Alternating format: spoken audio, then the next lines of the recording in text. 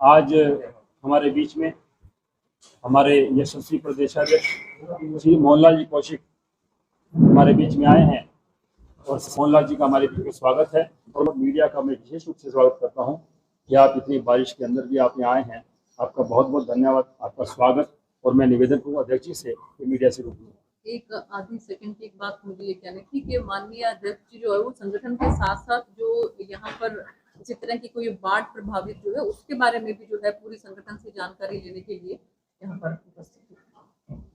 जी नमस्कार, सभी पत्रकारों का बहुत बहुत धन्यवाद कि आज जैसे पूरे उत्तरी भारत में बाढ़ जैसी स्थिति बनी है और उससे बहुत सारे लोग प्रभावित भी हुए हैं, बहुत सारे किसान जिनकी फसलें खराब हुई हैं, बहुत सारे ऐसे मकान भी जो आबादी थोड़ा डाउन में बसी हुई थी और बहुत सारी ऐसी कॉलोनियां भी हैं जो पानी की निकासी का दिक्कत होने की वजह से उनके भी घरों में पानी।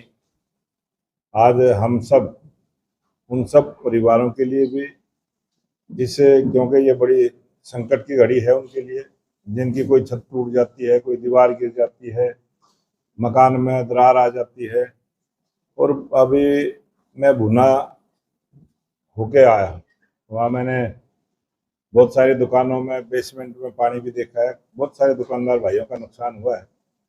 और हरियाणा सरकार ने अच्छे प्रबंध किए हैं, लेकिन ये प्राकृतिक बारिश का कितनी हो जाए, कब हो जाए, और कई दफ़े अनुमान नहीं होता, बारिश का पानी भर जाता है। और सरकार की तरफ से भी पूरा प्रशासन मुस्तैदी से लगा है और भारतीय जनता पार्टी के तमाम कार्यकर्ता, हमारे विधायक, हमारे जनप्रतिनिधि, पार्टी के कार्यकर्ता अपने अपने एरिया में इस बाढ़ की स्थिति से निपटने के लिए लोगों की सहायता में लगे हैं और उचित प्रबंध करते हुए जल्दी से जल्दी जहां पानी का जल भरा हुआ है वो जल्दी से निकले, इस प्रकार की व्यवस्था करने में भी हम सब लगे हैं। आज क्योंकि पार्टी का हमारा जो जिलाध्यक्ष जी ने जैसा बताया, ये सेवा पखवाड़ा है। लोकप्रिय प्रधानमंत्री नरेंद्र मोदी जी का 17 सितंबर को जन्मदिन और उसी दिन विश्वकर्मा डे भी है और उससे लेके 2 अक्टूबर राष्ट्रपिता महात्मा गांधी जी की जयंती, पूर्व प्रधानमंत्री लाल बहादुर शास्त्री की जयंती है। उस अवसर तक हम एक सेवा के कार्य 12 सेवा के कार्य उस पूरे अभियान में हमारे रहेंगे और 17 तारीख को ब्लड डोनेशन लगाना और रक्तदान शिविरों के माध्यम से हम इस अभियान को जिला स्तर पर और मंडल स्तर तक चलाने का काम करेंगे। उसी प्रकार से 21 तारीख को हम युवा मैराथन, लोगों का स्वास्थ्य ठीक रहे और युवाओं के बीच में जाके एक 3 किलोमीटर तक की मैराथन का आयोजन रहेगा, जिसमें हम नशा मुक्ति का भी संदेश देंगे और स्वास्थ्य के प्रति भी जागरूक करने का काम करेंगे। उसी प्रकार से स्वास्थ्य जांच शिविर भी लगाने का काम करेंगे, जो CHC PHC जहां हॉस्पिटलों में सरकार अपने स्तर पर लगाने का काम करती है, वहां संगठन की दृष्टि से भी हम अपने स्तर पर इस काम को करने का काम करेंगे। उसी प्रकार से बहुत सारे जो आज पर्यावरण की दृष्टि को देखते हुए पेड़ों की कमी है। आज देश की 140 करोड़ आबादी है और पेड़ों की संख्या फिर भी कम लगती है। एक पेड़ माँ के नाम। ये अभियान भी तेज गति से चले और हमारे कार्यकर्ता बूथ स्तर पर जाकर पेड़ लगाने के अभियान को तेज गति से करेंगे। आज बारिश का मौसम है, उसके बाद भी स्वच्छता का अभियान, क्योंकि वो बहुत जरूरी है और पूरा एक पखवाड़ा हम स्वच्छता को लेके, बहुत सारे हॉस्पिटल हैं, हमारे शहीद स्मारक हैं, महापुरुषों के चित्र कहीं लगे हैं, चौक के ऊपर पार्कों का है, हॉस्पिटल हैं, बस अड्डे हैं, रेलवे स्टेशन है, बहुत सारी ऐसी बस्तियां भी हैं जहां उस प्रकार का एक अभियान हम बूथ स्तर पर चलाने का काम करेंगे।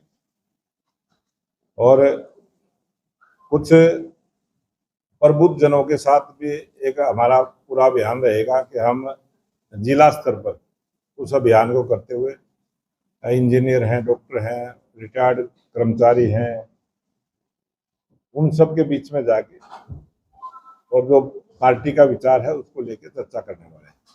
और पंडित दीनदयाल उपाध्याय जी की जयंती 25 सितंबर को आएगी, जो प्रत्येक बूथ पर जाकर हमारे कार्यकर्ता पंडित दीनदयाल उपाध्याय जी का जो विजन था अंत्योदय की सरकार, जिस पर हमारी सरकार काम कर रही है कि समाज के अंतिम व्यक्ति का उदय किस प्रकार से हो, इसीलिए जो जन कल्याण की योजनाएं भारत सरकार के द्वारा और हरियाणा के सरकार के द्वारा जितनी भी चली हैं उन सब का लाभ गरीब के घर तक पहुंचे, इस प्रकार से एक पूरा पखवाड़ा हम जनता के बीच में जाने वाले हैं। और 2 तारीख को लाल बहादुर शास्त्री की जयंती और महात्मा गांधी जी की जयंती है, उस दिन भी हम स्वच्छता का अभियान चलाएंगे और दोनों महापुरुषों की जयंती मनाने का काम करेंगे। ये एक बड़ा आयोजन भारतीय जनता पार्टी के जो लाखों कार्यकर्ता हैं वो सब मिलकर पार्टी की विचारधारा पर करेंगे।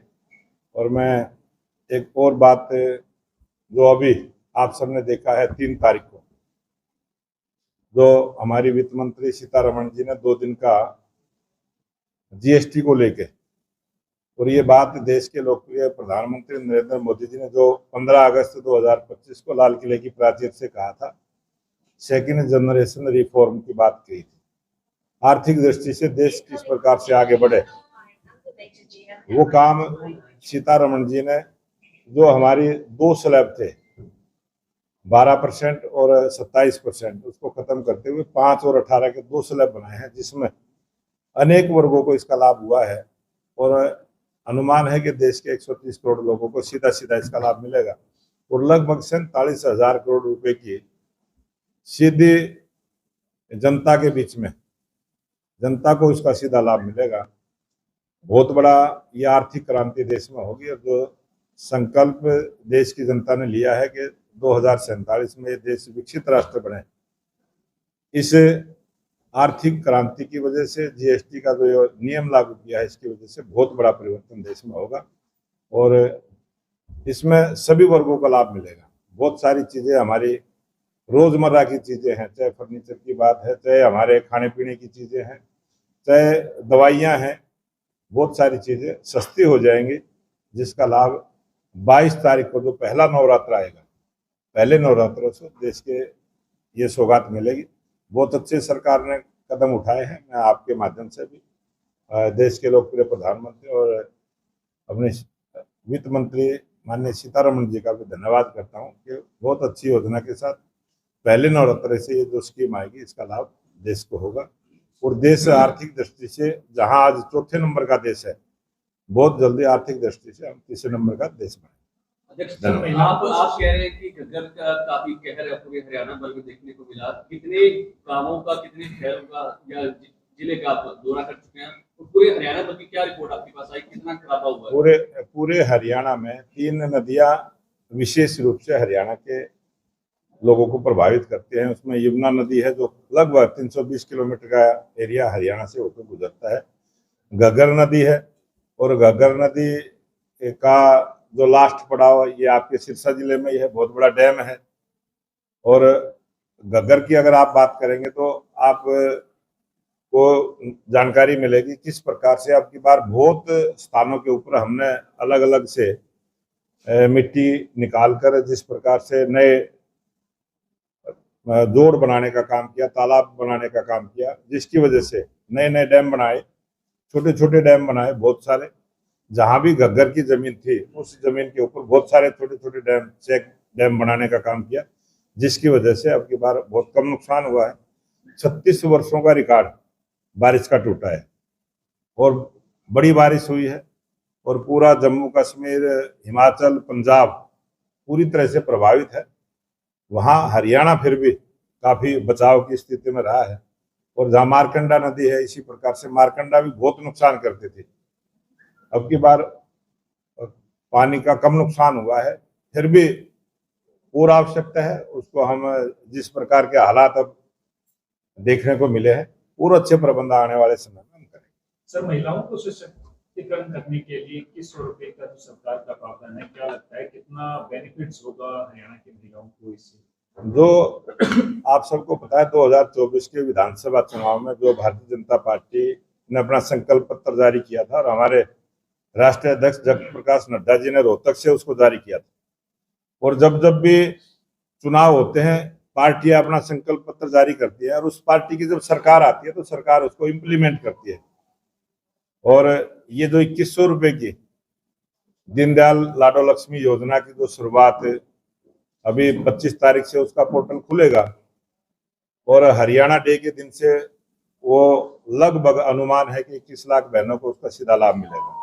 और ये योजना बहुत अच्छी योजना है और 23 वर्ष से 60 वर्ष की आयु की सभी बहनों को जो 1 लाख की इनकम के दायरे में आती है उन सबको इसका लाभ मिलेगा।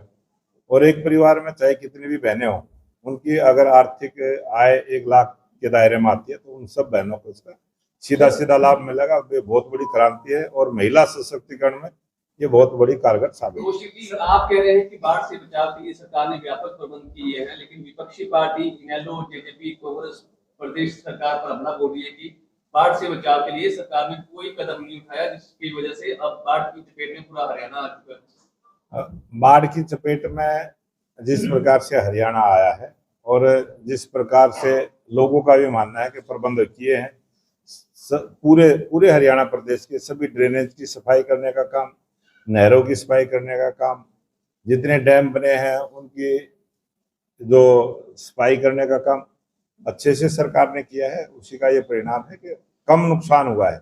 और विपक्ष का तो काम है आरोप लगाना, लेकिन वो भी जनता के बीच में जाए और जनता को आज भरोसा है कि भारतीय जनता पार्टी की जो सरकार है, प्रदेश के लोकप्रिय मुख्यमंत्री नायब सिंह सैनी, पूरा प्रशासन, सबकी छुट्टियां रद्द की है, सब फील्ड में है, सब लोगों के बीच में है और सेवा के काम में लगे। सर 1 सितंबर को सिरसा 50 साल का हो गया है और पिछले 2 प्लान से बीजेपी की सरकार है, तीसरी बार आ रहा है, लेकिन सिरसा के हालात आपको देख पा रहे हैं, कोई भी एक सिंगल रास्ता ऐसा नहीं है जो बिना खड्डे का हो, बिना जिसपे सीवर लाइन प्रॉपर नहीं है, कोई भी हालात शहर के बहुत दयनीय हैं। क्या कहेंगे? आज सिरसा को बदलते हुए आप सबने देखा है। आपने 2014 से पहले का भी सिरसा देखा होगा। 2014 से पहले किस प्रकार की यहाँ सड़कें थी, किस प्रकार की सीवर की व्यवस्था थी, किस प्रकार की बिजली की व्यवस्था थी, किस प्रकार से कॉलोनियों की रास्तों की व्यवस्था थी, वो सब आपने देखी है। हमारी सरकार ने लगातार विकास का काम किया है। पुराने वाले समय में जो कमियां हैं उनको दुरुस्त करते हुए 10 साल सिरसा को सुंदर सिरसा बनाना, ये सरसाई नाथ की भूमि है, ये गुरुओं की भूमि है और ये बहुत प्रगति इस एरिया ने की है। पूरे हरियाणा में विकास हुआ है, लेकिन सिरसा में विशेष और अच्छा विकास है सिरसा में हुआ है और अच्छी सुविधाएं सिरसा को मिले, इस पर हमारी काम सरकार कर रही है। सर हिमाचल प्रदेश के अंदर आप पर और बलात्कार की संगीन आरोप लगे, जिसमें 2 साजिशकर्ता भी पकड़े गए थे, पैसे मांग रहे थे, कुछ ऐसा हमारे, उसके बाद पीड़िता ने केस रीओपन की बात की। आप इस प्रकार की बात, आप एक पारिवारिक आदमी हैं, समाज के आदमी, कोई इशू है ही नहीं। आप जैसा कोई पत्रकार ऐसे ही कोई इशू बनाने का प्रयास करता है, आपको थोड़ा सा सोचना चाहिए। आप पारिवारिक आदमी हैं। सरकार ने जो बाढ़ पीड़ित हैं उनके लिए पोर्टल खोला है और मैं जानकारी बता दूं, इस पर हाई कोर्ट का बैन भी है। कोई प्रश्न करना, पूछना, छापना, हाई कोर्ट का इस पर स्टे है, बैन है, इसलिए आप प्रयास ना करें। सर हालांकि सरकार ने पोर्टल खोल दिया जो बाढ़ प्रभावित है उनके लिए, लेकिन विपक्ष का आरोप है कि किसान है या ग्रामीण है वो पोर्टल पे जाएं या अपने घर और फसल को बचाएं, उनको तुरंत फौरी मदद मिलनी चाहिए। देखो, आज टेक्नोलॉजी का जमाना है और टेक्नोलॉजी का जमाना इस प्रकार का है, अगर किसी को भी किसी प्रकार का नुकसान होता है वो अपने टेलीफोन के माध्यम से ही, खाली एंड्रॉयड फोन होना चाहिए। कोई ये नहीं है कि CSC सेंटर पर ही जाके, बहुत सारी चीजें हैं और आज बहुत सारे संगठन ऐसे हैं जो फ्री में सेवा का काम कर रहे हैं और भारतीय जनता पार्टी के तमाम कार्यकर्ता, किसी को भी कोई इस प्रकार का नुकसान होगा उसको सरल पोर्टल पे अपलोड करने का भी काम करेंगे और उसको सहायता दिलवाने का भी काम करेंगे। अध्यक्ष जी, आप लगातार देश जो है पानी की मांग करता है, SYL की भी मांग की गई है, क्यों ना हम अपने प्रदेश की नहरी सिस्टम को हम सुधार किया जाए। जब पानी की समस्या आती है, जब हम लोग किसान भी बहुत परेशान होते हैं। पानी जो है वो प्राकृतिक स्रोतों के द्वारा हमें पानी मिलता है और हम डैम बनाते हैं, फिर उसका जिस जिस प्रकार से हमें पानी मिलता है और जिस लिमिट में मिलता है उसी प्रकार की सारी व्यवस्थाएं करते हैं। और नहरों का सिस्टम जब किसान को पानी देते हैं उसका भी समान बंटवारा करते हुए देते हैं। ये जो अभी आज की जो स्थिति बनी है ये बारिश के मौसम में बनी है, ये बारिश के कारण बनी है और किसी को पता नहीं है कितनी बारिश कब हो जाए। आज भी मैं आप आया हूँ सोनीपत से चल के, तो मेरे को यहाँ रास्ते में सिरसा में घुसने के बाद ज्यादा बारिश मिली है और पीछे कहीं भी बारिश नहीं थी, यहाँ इधर आके ज्यादा बारिश मिली है। तो बारिश कहाँ कितनी हो जाए परमात्मा। जी, आप फतेहाबाद में दौरा करते हैं बाढ़ प्रभावित एरियो का, क्या सिरसा में भी कोई है प्लान जाने का? अभी यहाँ के कार्यकर्ताओं से बातचीत करने के बाद से जिस प्रकार की योजना बनेगी बनाएंगे। सर, स्थानीय विधायक आरोप लगाते हैं कि अफसर काम नहीं कर रहे हैं, ना समय पर फोन उठाते हैं, ना फील्ड के अंदर नजर आते हैं और बीजेपी सरकार है मौजूदा, उनको बीजेपी के जो मुख्यमंत्री की बात करें या जो बड़े नेता हैं उनको बताया जाएगा अधिकारियों के बारे में, क्या उनकी बात भी सुनी जाएगी? आज 42 विधानसभा ऐसे हैं जहां हमारे, और वो जो 42 विधायक है वो इस प्रकार का लगाते रहते हैं, फोन नहीं उठाते। लेकिन भारतीय जनता पार्टी के कार्यकर्ताओं का भी फोन उठता है, आम जनता भी, आप भी कभी फोन करके देखना, सभी अधिकारी फोन उठाते हैं। ये राजनीतिक लोग आरोप लगाने का काम करते हैं और अधिकारियों को सख्त निर्देश है, आम आदमी की भी बात सुनते हैं और जनता दरबार भी लगते हैं और समस्याओं का समाधान भी हो रहा है। और भारतीय जनता पार्टी के कार्यकर्ता तमाम जनता की जो भी समस्या है अधिकारियों के पास लेके जाते हैं, उनका समाधान होता है। हमारे रहते आप बेरोजगार क्यों हैं? सरकारी नौकरी की सबसे अच्छी तैयारी, सबसे अच्छे अध्यापक, सबसे कम फीस, हरियाणा का नंबर 1 कोचिंग सेंटर ICS